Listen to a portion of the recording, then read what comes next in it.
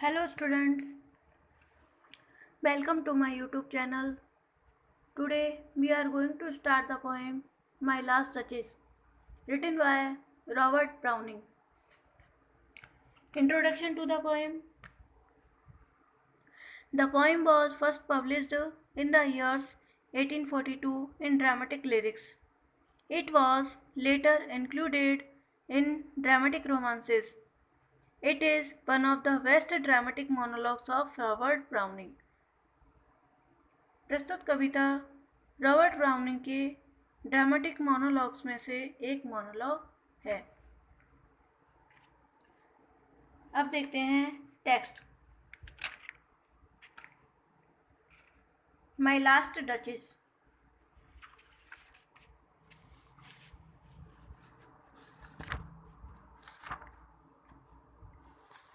This poem that's my last duchess painted on the wall looking as if she were alive। इस कविता में speaker Italy का Duke है। बोलने वाला जो व्यक्ति है वो इटली का ड्यूक है। ड्यूक ऑफ फेरारा बताता है कि किस प्रकार ईर्ष्या और अहंकारवश उसने अपनी पहली पत्नी की हत्या की। अब इस पोएम में वह काउंट के दूत के साथ एनवॉय के साथ बातचीत कर रहा है, जिसकी लड़की से वह विवाह करने जा रहा है। वह उस दूत को अपनी प्रथम पत्नी का वह चित्र दिखाता है जो दीवार पर अंकित है। वह कहता है that's my last duchess painted on the wall looking as if she were alive. Duchess के चित्र की ओर संकेत करते हुए वह उससे कहता है कि यह तस्वीर देख ऐसी प्रतीत होती है जैसे कि डचेस अभी भी जीवित हो। दैट्स माई लास्ट डचेस, यह मेरी लास्ट डचेस, मेरी डचेस की, मेरी पत्नी का चित्र है। पेंटेड ऑन द वॉल, जो कि दीवार पर अंकित है। Looking as if she were alive, और यह अभी भी ऐसा प्रतीत होता है जैसे कि वह अभी जीवित है। That piece a wonder, now Fra Pandolf's hands worked busily a day and there she stands।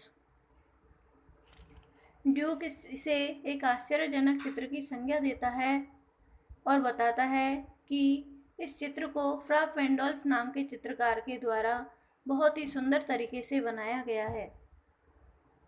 इस चित्रकार ने इसे बनाने में पूरे दिन काम किया और पूरे दिन की परिश्रम के बाद वह तस्वीर जो दीवार पर अंकित है बन करके तैयार हुई। Will not please you sit and look at her. Duke envoy से कहता है will not please you sit and look at her, क्या तुम बैठोगे नहीं? लुक एट हर, बैठ कर ही देख लो। वह उस चित्र को देखने के लिए एनवॉय से बैठने के लिए कहता है, और जब एनवॉय बैठ जाता है, दूत बैठ जाता है, तो कहता है I said Fra Pandolf by design. Duke जब वह दूत बैठ जाता है तो ड्यूक कहता है कि उसने फ्रा फैंडोल्फ नाम का चित्रकार को इस चित्र को बनाने के लिए चुना था। For never read strangers like you that pictured countenance the depth and passion of its earnest glance, but to myself they turned, since none puts by the curtain I have drawn for you but I। Duke उस दूत से कहता है कि इस तस्वीर पर से पर्दा हटाने का अधिकार केवल ड्यूक को है, वही उसका आनंद उठा सकता है और बाहर से आने वालों को पर्दा उठाकर यह तस्वीर दिखला सकता है। जब वह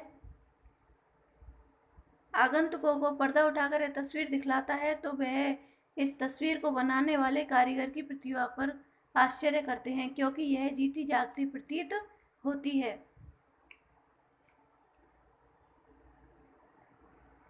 डचेस की रहस्यमय मुस्कुराहट उन दर्शक अजनबियों का मनोरंजन करती है। उस तस्वीर को देखने से ऐसा प्रतीत होता है मानो दर्शक ड्यूक से पूछना चाह रहे हो, and seemed as they would ask me if they does how such a glance came there, so not the first are you to turn and ask दस।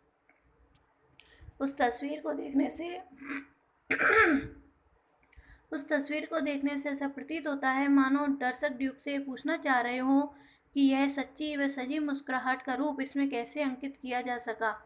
पर साहस की कमी के कारण वह ड्यूक के भय से ऐसा नहीं कर पाते और ड्यूक उस दूत से कहता है कि वह प्रथम व्यक्ति नहीं है जिसके मन में ये जानने का विचार उत्पन्न हुआ हो। जिन्होंने भी इस तस्वीर को देखा है उन सभी के मन में इस बात को जानने की उत्सुकता बनी रही है।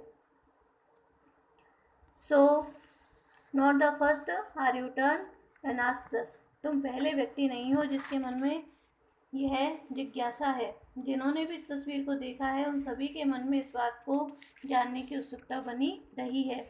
Sir, it was not her husband's presence only called that spot of joy in to the duchess cheek. Duke उस दूत से कहता है कि उस महिला की मुस्कुराहट केवल अपने पति के लिए ही सुरक्षित नहीं थी। वह इस बात को स्पष्ट करके कहता है कि डचेस की तस्वीर में उसके चेहरे पर लालिमा की खुशी उसके गालों पर क्यों है। बहुत से व्यक्ति अनुमान लगाते हैं कि डचेस के चेहरे पर यह लालिमा युक्त मुस्कुराहट शायद इस कारण से आ गई है जब यह तस्वीर बनाई जा रही होगी उस समय ड्यूक स्वयं सामने खड़ा होगा। Called that spot of joy into Duchess' cheeks. Perhaps Fra Pandolf chanced to say her mental lapse over my lady's wrist too much, or paint much never hope to reproduce a faint half flush that dies along her throat. Duke कहता है कि duchess इतनी सीधी और निर्दोष थी कि वह हर छोटी से छोटी वस्तु पर भी आसानी से मुस्कुरा देती थी।